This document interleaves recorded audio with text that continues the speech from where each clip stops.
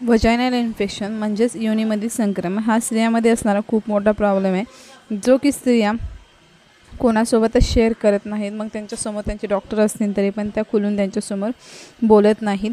तर हा जो प्रॉब्लेम आहे तो पुढे जाऊन वाढत जातो आणि त्यामुळे स्त्रियांना खूप मोठ्या आजाराला सामोरे जावं लागतं. त्याच्यामुळे आज आपण हा व्हिडिओ बनवलेला आहे. तर तुमच्या ज्या अवघड ठिकाणी किंवा नाजूक जागेवर खाज किंवा जळजळ होत असेल, योनी मार्गातून वास येत असेल किंवा एखादा चिकट पांढरा स्त्राव तुमच्या योनीमधून बाहेर पडत असेल, तर हे का होतं आहे, कशामुळे होतं आहे, त्याची लक्षणं काय आहेत आणि याच्यावर काय ट्रीटमेंट करायची हे आज आपण व्हिडिओमध्ये पाहणार आहे. व्हिडिओ नक्कीच मोठा होणार आहे, तरी पण तुम्ही हा व्हिडिओ संपूर्ण बघा.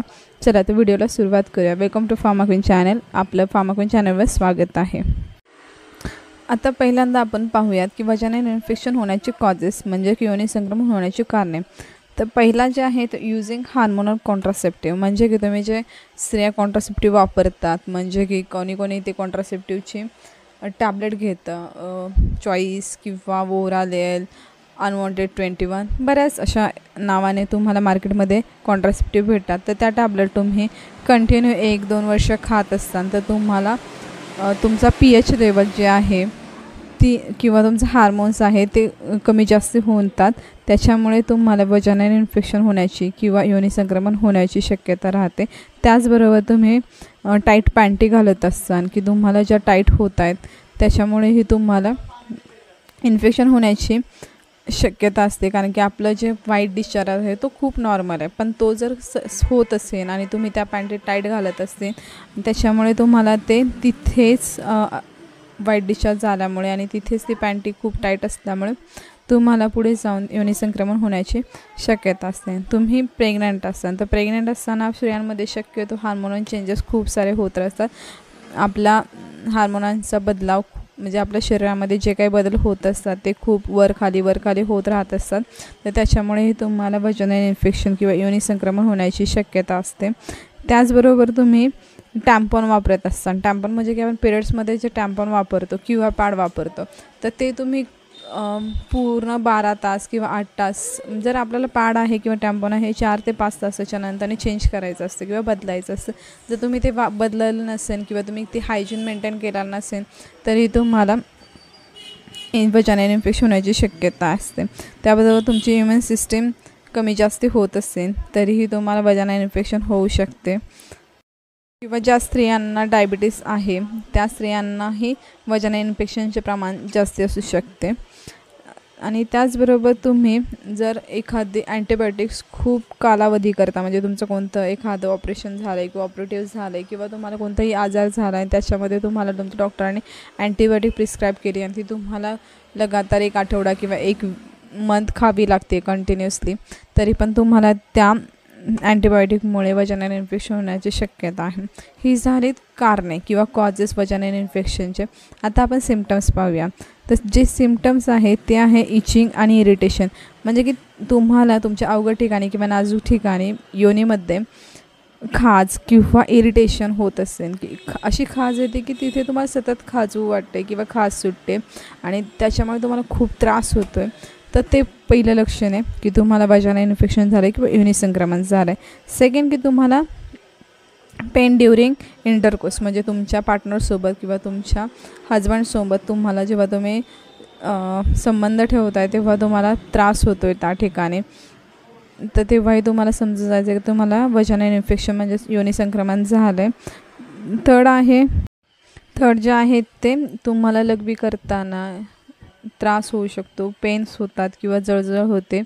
जर तुमच्या युरिन बाहेर पडताना किंवा लघवी वाटे किंवा लघवीला तुम्हाला काही त्रास होत असेल तरी पण समजून जायचं की तुम्हाला योनी संक्रमण झालं. त्याचबरोबर तुम्हाला जर थिक आणि व्हाईट, पांढरा आणि असा चिकटसा ज्याला खूप घाणेरडा वास येतो आहे असा डिस्चार्ज होत असेल, जर अंगावरून जात असेल तरीही तुम्हाला समजून जायचं आहे की तुम्हाला योनी संक्रमण झालेलं आहे. ही झाली वजायनल इन्फेक्शनची सिम्पटम्स किंवा योनी संक्रमणाची लक्षणे. आता आपण ट्रीटमेंट पाहूया. फर्स्ट जे आहे ते Candid CS suppository. Candid CS suppository ही ग्लानमा कंपनीने मॅन्युफॅक्चरिंग केलेले आहे. त्याच्यामध्ये असणारे जे इन्ग्रेडियंट आहे ते क्लिंडामायसिन प्लस क्लोट्रिमॅझोल ही वजायनल सपोजिटरी आहे. ही वजायनल सपोजिटरी तुम्हाला वजायनामध्ये किंवा तुमच्या योनी मध्ये इन्सर्ट करायची आहे। तर आता ही जी कॅप्सूल आहे ती 3 स्ट्रिपची येते। तर ही तुम्हाला कशी यूज करायची हे तुमचे डॉक्टरच सांगू शकतात। तर तुम्हाला तुमच्या डॉक्टरांशी कन्सल्ट करूनच टॅबलेट वापरायची आहे। जर तुम्हाला वजायनल इन्सर्ट टॅबलेट किंवा सपोजिटरी वापरायची नसेल तर तुम्हाला याच नावाचं कॅन्डिड CL नावाचं जेल पण मार्केटमध्ये अवेलेबल आहे।